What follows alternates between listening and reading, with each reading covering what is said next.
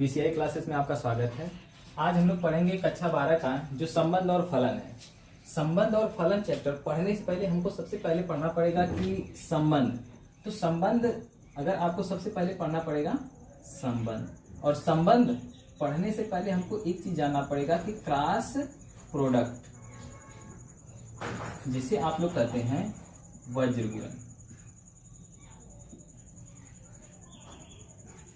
वज्र गुणन में क्या होता है देखिएगा, जब अगर मान लीजिए एक समुच्चय है, एक अगर इस समुच्चय के जो अवयव है मान लीजिए 1 2 3 है, तो जब हम इस समुच्चय का यानी समुच्चय ए का समुच्चय ए के साथ अगर इसका क्रॉस प्रोडक्ट निकालते हैं तो हम इसमें कौन से अवयव रखेंगे, यानी 1 2 3 क्रॉस 1 2 3। तो अब इसमें कौन सा अवयव आएगा, एक का गुणा हम लोग एक के साथ करते हैं, जैसे एक लिखेंगे और इसका एक से रिलेशन बनेगा एक, फिर एक का लिखेंगे 2 के साथ, फिर एक का 3 के साथ, पॉज कर लीजिए, फिर साथ पॉज कर नहीं बोलिए। ये हो गया, मान लीजिए इसका ये क्रॉस प्रोडक्ट हो गया। अब इस क्रॉस प्रोडक्ट में कुछ ऐसा रिलेशन होता है, इस क्रॉस प्रोडक्ट से हम लोग निकालते हैं संबंध।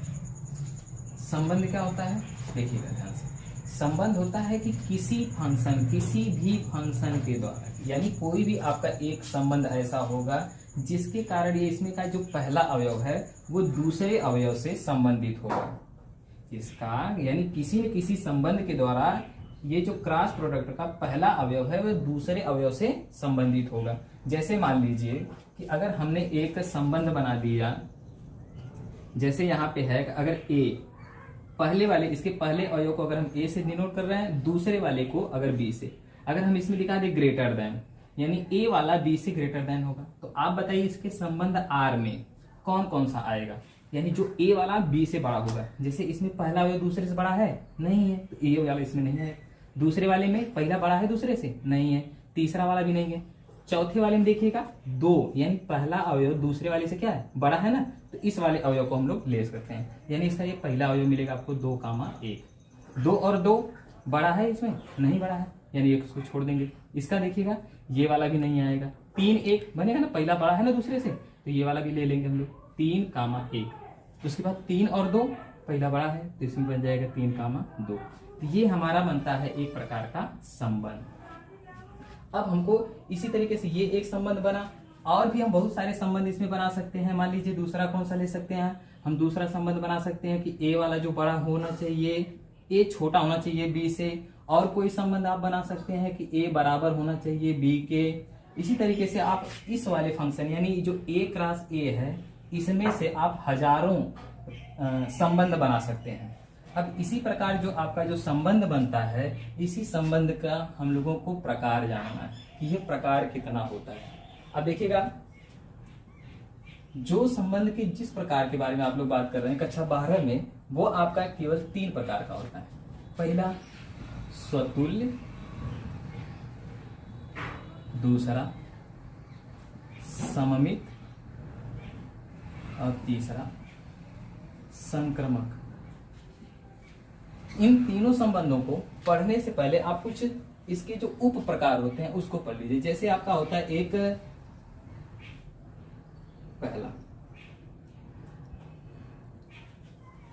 पहला है रिक्त संबंध।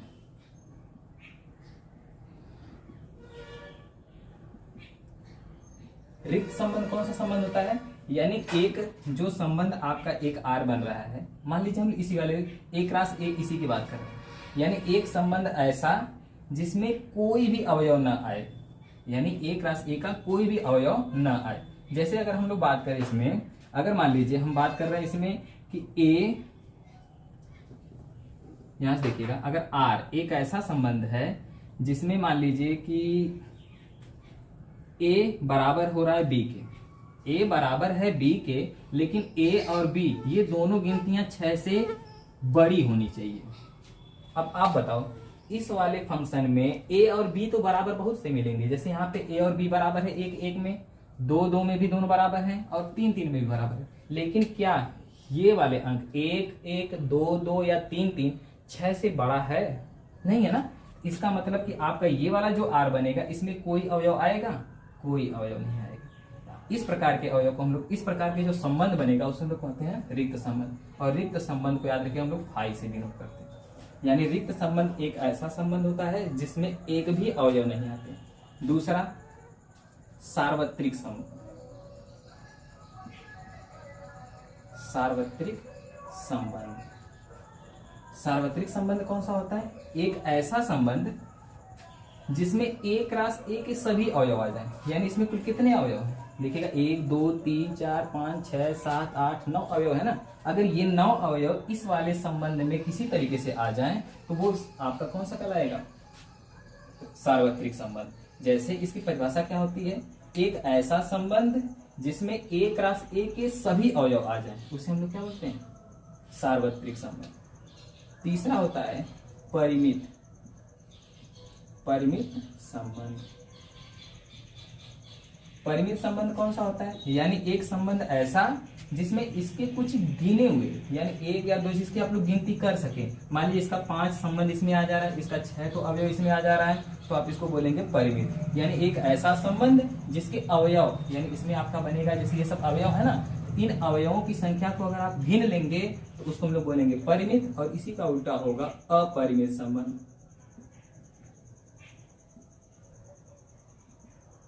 यानी एक ऐसा संबंध जिसके अवयवों की संख्या न गिन सके।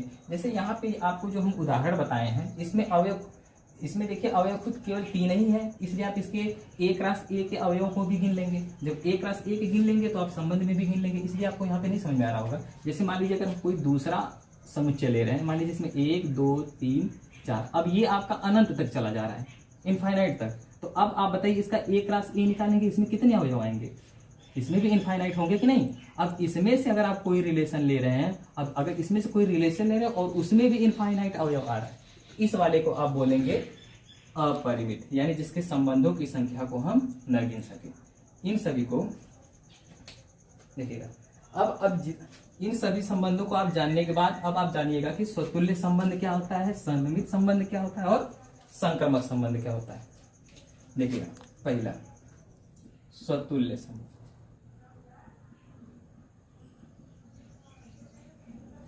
ठीक, देखिएगा, यानी स्वतुल्य संबंध क्या होता है? अगर आप इसके नाम से जाने तो स्व का मतलब क्या होता है?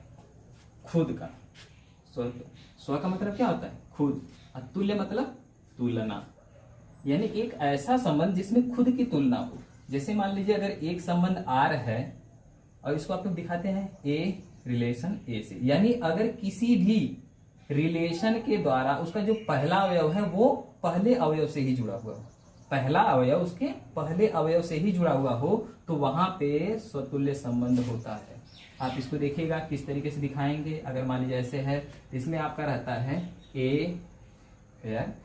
ए रिलेशन ए, जहां ए बिलोंग करेगा आपको समुच्चय ए से, यानी ए का संबंध ए से ही हो और ए आपका समुच्चय ए से बिलोंग करता हो, आप इसको बोलेंगे स्वतुल्य संबंध। आप इसका उदाहरण अगर देखना चाहें तो उदाहरण में देखिए, जैसे मान लीजिए भाई का संबंध बोलिएगा।